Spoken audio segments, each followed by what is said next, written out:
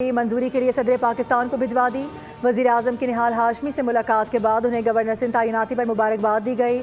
मुलाकात में राना सनाउल्लाह, इसहाक डार और दीगर भी मौजूद थे।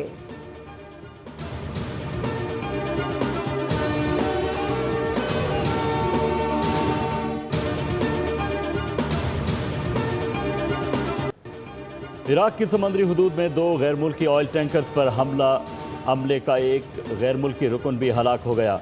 इराकी हुक्काम के मुताबिक बारूद से भरी कश्तियों ने 2 टैंकर्स को निशाना बनाया। हमले के बाद दोनों टैंकर्स में आग भड़क उठी। जहाज़ों पर सवार बाकी 24 अफराद को मुश्तमिल हमले को भी बाहिफाजत निकाल लिया गया। मुत्तहिदा अरब अमारात के करीब भी कंटेनर जहाज़ का निशाना बने। ओमान में सलाला पोर्ट पर तेल के ज़ख़ीरे में आग भड़क उठी। कुवैत में ड्रोन हमले से 2 अफराद ज़ख्मी हो गए। ईरान ने अमेरिका को मुखातिब करते हुए वाज़ेह किया कि तेल को $200 फी बैरल तक जाने के लिए तैयार रहें, क्योंकि तेल की कीमत खित्ते के अमन से जुड़ी है, जिसे आपने गैर मुस्तहकम किया।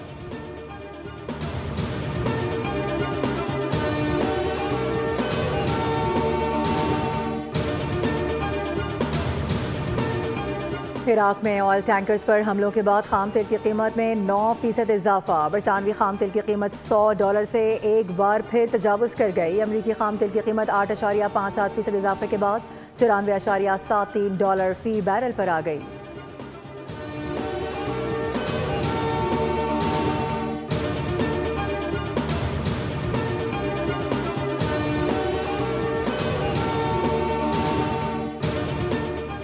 ईरानी पासदारान इनकलाब ने खबरदार किया है कि अगर अमेरिका और इसराइल ने ईरानी बंदरगाहों को निशाना बनाया तो इलाकाई ममालिक की बंदरगाहों को भी निशाना बनाया जाएगा। कोई भी मुल्क खुद को इस बहरान से निकाल नहीं सकता। ईरानी मीडिया का कहना है कि दुबई में अमरीकी फ़ौजी एहलकारों की रिहाइशगाह को ड्रोन हमले से निशाना बनाया गया। बरतानवी मैरीटाइम एजेंसी के मुताबिक UAE के करीब कंटेनर्स जहाज़ पर नामालूम प्रोजेक्टाइल लगने से महदूद आग लग गई, ताहम जहाज़ का अमला महफूज रहा। बहरीनी वजारत दाखिला का कहना है कि ईरान ने बहराक गवर्नरी में ईंधन के टैंकों को निशाना बनाया। फ्यूल टैंक्स पर हमले के बाद बहरीन के शहरियों को घरों में रहने की हिदायत की गई।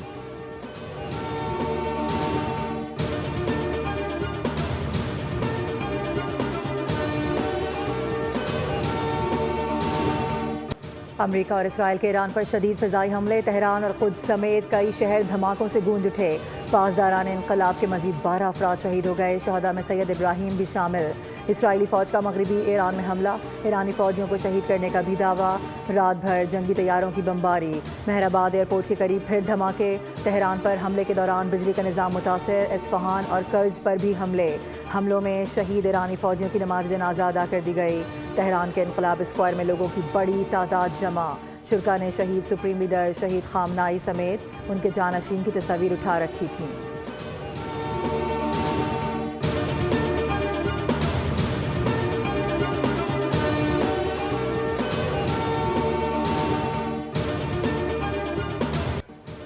पासदारान इनकलाब का इसराइल पर जवाबी वार। ऑपरेशन वादा सादिक की 39वीं लहर में इसराइल के कई शहरों को निशाना बनाया।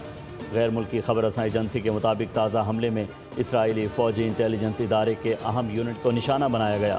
हाइफा में बहरी अड्डे और ग्रीन पाइन रेडार सिस्टम पर भी हमले। ग्रीन पाइन रेडार ईरानी मुकाबला करने का अहम मरकज़ था।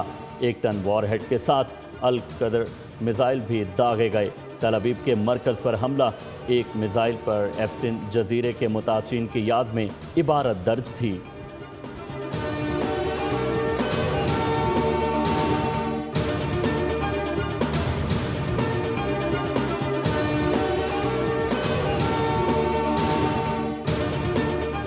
पाकिस्तान स्टॉक मार्केट में उतार चढ़ाव जारी। 100 इंडेक्स में 2000 से ज़ायद पॉइंट्स की मंदी के बाद फिर तेज़ी। इंडेक्स में 1000 से ज़ायद पॉइंट्स का इजाफा रिकॉर्ड किया गया। इंडेक्स 1,57,000 की सतह पर आ गया। एशियाई स्टॉक मार्केट में कारोबार के दौरान मंदी। जापान का निकाई इंडेक्स 1.6%, ऑस्ट्रेलिया ASX 1.56% कम हो गई। कोरियन कासिपी 1.14% और मुंबई का सेंसेक्स 1.08% नीचे चला गया।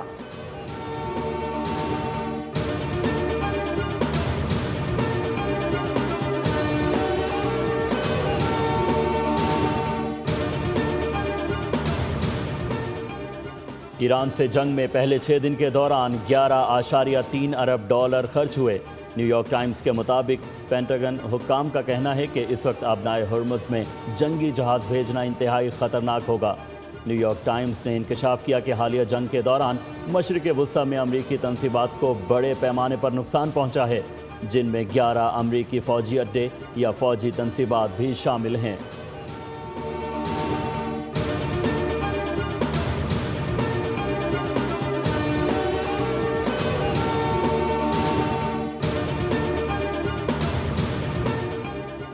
इसराइल के लबनान पर हमलों में शहरी हलाकतों में खौफनाक इजाफा। लबनान की वजारत सेहत के मुताबिक इसराइल और हिजबुल्लाह के एक दूसरे पर हमले जारी हैं। अब तक 634 शहरी जाम बहक हो चुके हैं। हज़ारों अफराद जख्मी हैं। 8 लाख से ज़ायद अफराद बेघर हो चुके हैं। अमरीकी और इसराइली हमलों से ईरान में शहरी शहादतों की तादाद 1300 से तजावुज़ कर गई। 12,000 से ज़ायद अफराद ज़ख्मी हुए, जबकि 10,000 से ज़ायद शहरी इमारतें तबाह हो चुकी हैं। रिपोर्ट के मुताबिक मशरिक़ वुस्ता में जंग के दौरान इसराइल में 13 अफराद हलाक और 2,000 अफराद ज़ख्मी हो चुके हैं। इराक़ में 15 अफराद हलाक हुए, कुवैत में 6 अफराद और बहरैन में 2 अफराद जान से गए। मुत्तहिदा अरब इमारात में 6 अफराद हलाक और 122 ज़ख्मी हुए हैं। सऊदी अरब में 2 अफराद जान से जा चुके। अमरीका की जानिब से 8 फ़ौजियों की हलाकत और 150 ज़ख्मी होने की तस्दीक की गई है।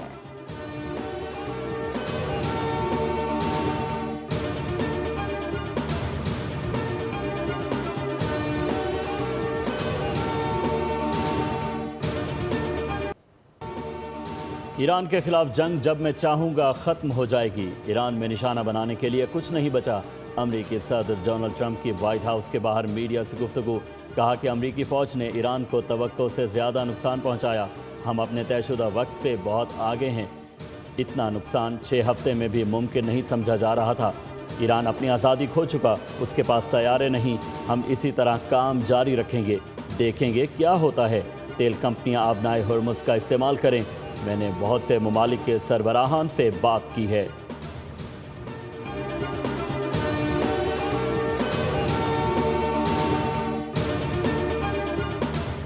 ईरान के सदर मसूद पेज़ेश्कियान ने 3 शराइत पेश कर दी। कहा कि जंग ख़त्म करने का वाहिद रास्ता ईरान के जायज़ हुकूक और ख़ुद मुख्तारी को तस्लीम करना है। अमरीका और इसराइल ने ख़ित्ते में जंग की आग भड़काई है।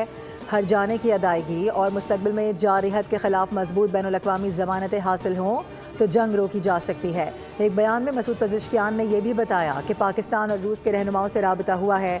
दोनों रहनुमाओं से ख़ित्ते में अमन के लिए ईरानी अज़्म का इआदा किया गया है।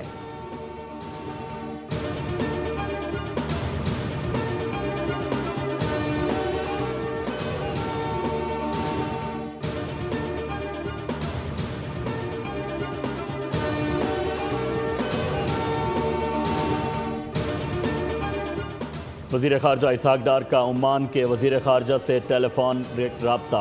मशरिक़ वुस्ता और वसी तर ख़ित्ते में तेज़ी से बदलती संगीन सूरत हाल पर तबादला ख़याल किया गया। इसहाक़ डार ने ख़ित्ते में मकालमे और कशीदगी में कमी के फ़रोग़ के लिए ओमान की तामीरी और उसूली किरदार को सराहा। वज़ीर ख़ारजा ने इस बात का इआदा किया कि पाकिस्तान ख़ित्ते और दुनिया में कशीदगी कम करने, अमन के फ़रोग़ और इस्तेहकाम के लिए होने वाली तमाम कोशिशों की हिमायत जारी रखेगा।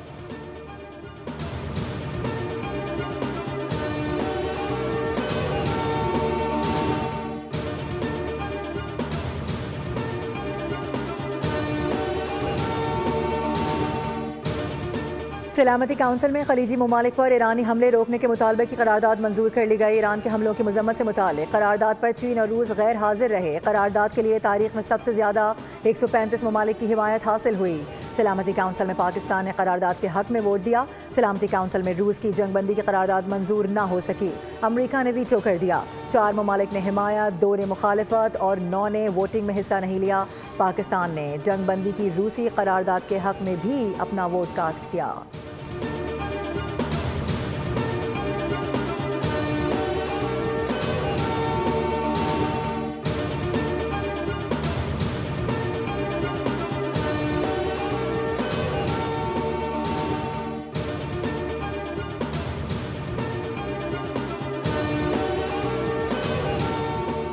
अक़वाम मुत्तहिदा में पाकिस्तान ने ईरान पर अमरीकी और इसराइली हमलों की मजम्मत कर दी। मुस्तकिल मंदूब आसिम इफ्तिखार ने कहा कि UAE पर ईरानी हमलों से 2 पाकिस्तानी जाँ बहक हुए। ईरान पर हमलों ने आलमी अमन को ख़तरे में डाल दिया है। ईरान की खुद मुख्तारी और इलाकाई सालमियत का एहतराम किया जाना चाहिए। किसी भी मुल्क की खुद मुख्तारी के खिलाफ वर्जी आलमी कवानीन और अक़वाम मुत्तहिदा के चार्टर की मनाफी है।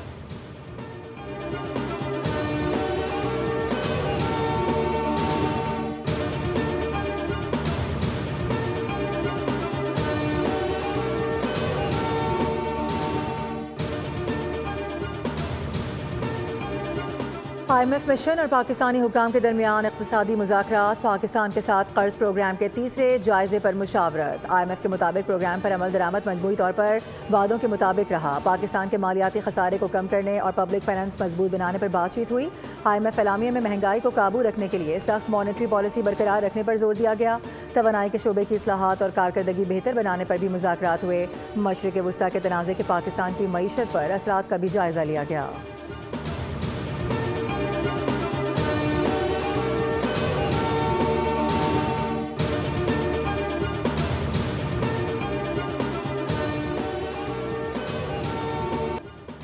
PTA 5G नीलामी का दूसरा मरहला 2600 मेगाहर्ट्ज़ स्पेक्ट्रम की पोजीशन के लिए बोली का आगाज़। तीनों टेलीकॉम कंपनियां ऑनलाइन बोली में हिस्सा ले रही हैं। मेगाहर्ट्ज़ बैंड की पोजीशनिंग की कीमत $1 लाख मुकर्रर। 5G स्पेक्ट्रम की नीलामी का हर राउंड 15 मिनट का होगा। इससे कबल 5G स्पेक्ट्रम की नीलामी का पहला मरहला मुकम्मल हुआ था, जिसमें कुल 597 मेगाहर्ट्ज़ में से 480 मेगाहर्ट्ज़ स्पेक्ट्रम फरोख्त हुए।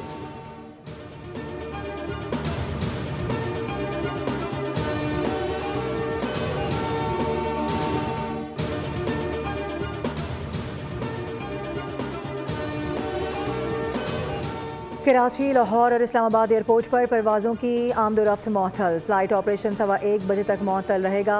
नोटम के मुताबिक कमर्शियल परवाज़ों की इस्लामाबाद एयरपोर्ट पर टेक ऑफ और लैंडिंग बंद रहेगी।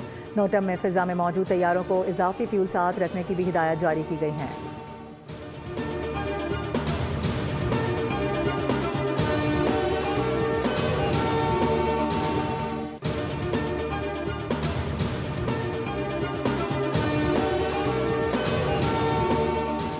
जंग के बायस पाकिस्तान से मशरिक़ वस्ता की आज भी 55 परवाज़ें मनसूख। आज कराची से दोहा, बहरीन, दुबई, अबूज़हबी और नजफ़ की 14 परवाज़ें मनसूख हुईं, जबकि लाहौर से दोहा, अबूज़हबी, दुबई, जिद्दा, बहरीन और शारजा की 14 परवाज़ें मनसूख हुईं।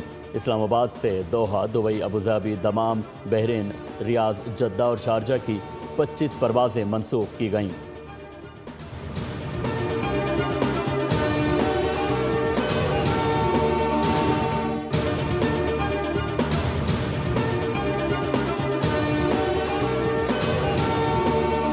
मकबूजा कश्मीर के साबिक वज़ीर आला फ़ारूक अब्दुल्ला पर कातिलाना हमला, बाल बाल बच गए। साबिक वज़ीर आला फ़ारूक अब्दुल्ला जम्मू में शादी की तकरीब में शिरकत के बाद वापस जा रहे थे कि एक मुसल्लह शख्स ने उन पर करीब से गोली चलाई।